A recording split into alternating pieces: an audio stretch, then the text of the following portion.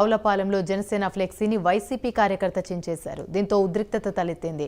Ravulapadu power star జంక్షన్లో జనసేన స్తూపం ఏర్పాటు చేశారు. జనసేన ఇన్ఛార్జి బండారు శ్రీనివాస్ ఆ స్తూపాన్ని ప్రారంభించనున్నట్లుగా జనసేన నాయకులు ఫ్లెక్సీని ముద్రించారు. జంక్షన్ సమీపంలో కట్టిన ఫ్లెక్సీని వైసీపీ కార్యకర్త చించేశారు. దీంతో ఆగ్రహానికి లోనైన జనసేన కార్యకర్తలు నిరసన వ్యక్తం చేశారు.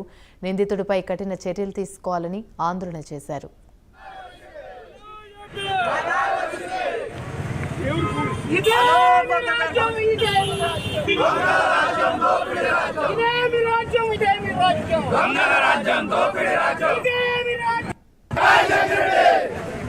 We want justice.